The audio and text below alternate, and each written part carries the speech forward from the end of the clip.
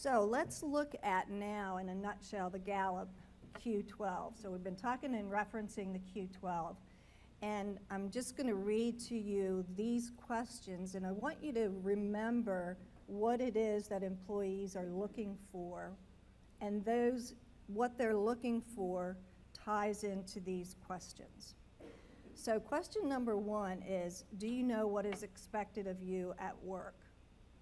And interestingly enough, a lot of people don't really know what's expected of them. They know maybe the skill set that they're supposed to bring to the job, but they may not know what the full expectations are. And when you don't know what the full expectations are, it's hard to feel like you've actually accomplished your job if you don't know what the full expectations are. Number 2, do you have the materials and equipment you need to do your work right? So if you don't have the tools, you don't have what you need, it's hard to feel really good about your job. So what we see with millennials in the workplace, if you are not at the top of your game with technology, you probably won't retain them because that's a really important item for them. Number 3, at work, do you have the opportunity to do what you do best every day? In business management philosophy, we used to think that we should correct weaknesses. And now with Gallup's work, what we really understand is that we need to work with people in their strengths and have them bring their strengths to work every day.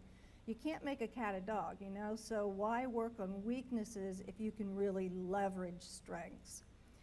In the last 7 days, have you received recognition and praise for doing good work? So last 7 days, think about it. When was the last time you gave praise or recognition to your employees? We think, it's kind of like the story of the guy whose wife said, you know, honey, after 25 years, honey, do you love me? And he said, well, I told you I loved you when we got married, and it hasn't changed, so we need that feedback on a regular basis. Does your supervisor or someone at work seem to care about you as a person? So in our walk through the workplace history, we saw that at the beginning it was just about showing up with strength and brawn, and now we've come to the understanding that we need to be treating people as whole people. When people walk in the door to your workplace, they don't leave their soul at home. They don't leave their heart at home. We need to treat the whole person. Is there someone at work who encourages your development? We all want to know what's down the road for us. We want to know that there are opportunities that we can grow. At work, do your opinions seem to count? So think back to what the employees said they need and that they want to be engaged. They want their opinions to count. Does the mission and purpose of your company make you feel your job is important? How many people in your company actually know the mission and vision of the company? That's where you have to start, at that level. Are your associates or fellow employees committed to doing quality work? Now notice that this question does not say, are you committed to doing quality work? But are your associates committed to doing quality work? Number 10. Number 10 is the most controversial question out of the Q12. Do you have a best friend at work? And everybody says, why does it have to be best friend? Why can't it be good friend or great friend?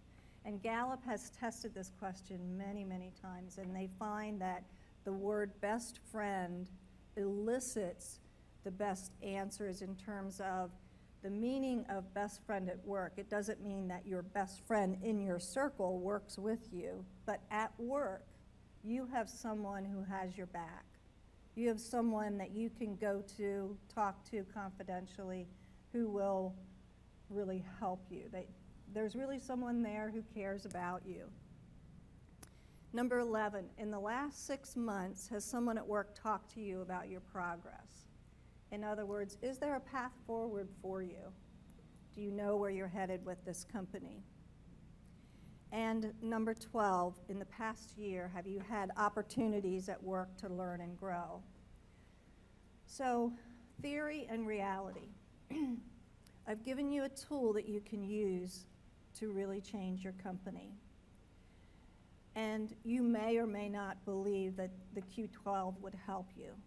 And so, in order for you to have a better understanding of it, I've asked 2 of my clients to actually share their experience in working with the Q12 and working with employee engagement in their company. So first is Melissa Otto, who is here on behalf of Ross Technologies. So in 2011, there was an effort to create engagement through corporate wellness, right? So now corporate wellness really isn't an effort, though, to say we love our employees so much we want to make sure they're living healthy lifestyles. It's more in response to the growing cost of healthcare, and the insuring companies have said, if you have corporate wellness, we'll make sure that we do the best we can to keep those premiums down. That's just the reality of it, right? Engagement is one of those places where you're looking at what is the reality of our picture. So with engagement, you're getting an idea of what is the real picture of what we're dealing with, what are people really feeling about their work, and how can we solve it because we're now engaging in the right conversation.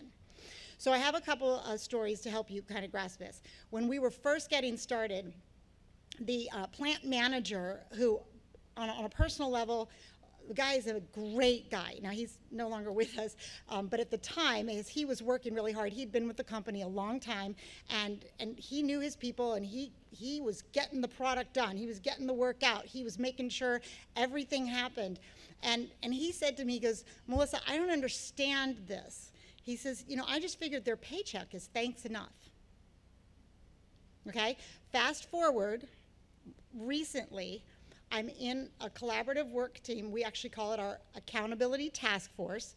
All frontline employees, no management in this team at all. And this guy says to me, hey, when we just repeated the Q12, before I took it, my supervisor told me that I was one of his most valuable employees. He says, that's the first time he's ever told me that, and I've worked here for 15 years. He says, and I want to tell you something. 3 years ago, I asked him why he never says thank you or tells us when we're doing a good job. And his response was, well, nobody ever told me. And that supervisor worked under the plant manager that I spoke of. So when Kae gave the example of the different eras going through the work groups, a lot of these gentlemen working in the manufacturing side, and even some of them have come up and now are working in the office portion of Ross Technology, they were part of that era where you showed up to work to do your job, and your paycheck was thanks enough. And as it evolved, though, remember what worked back then doesn't work now. Those guys have a lot of blood, sweat, and tears in this organization. They're living longer. I mean, some of the guys working there are in their 60s. We had one guy who retired at early 70s. They're working longer, and therefore, because all they've invested, they're a little tired. And they want to be told that all those years of investment matter, right? And that they now have some say in things. Their opinion counts. It doesn't matter that they have only stayed in a certain level of their position hasn't like gone up to executive level. They still want to have a say. And now they're saying what worked when I was younger, it was okay to like work all the overtime. It was okay if we had to do whatever we could to get the product out. Now it's not okay. I'm tired. And my opinion needs to be heard, and I want to tell you how maybe you might be able to do this better so that I don't have to do what I had to do when I was 20 and 30, right? So we did the first Q12, got some results out of that. We got four objectives that we wanted to hit on. Accountability was at the top. Processes was part of that.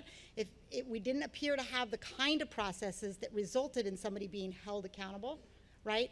Communication was in there, but we had to really define, communication really meant having that conversation about the reality of where we were standing with these. And then the last one being culture, and all of those first three affect the last one. when we repeated when we first did the Q12, the one blaring area was the question that asks about, are my fellow employees committed to quality? It was pretty low.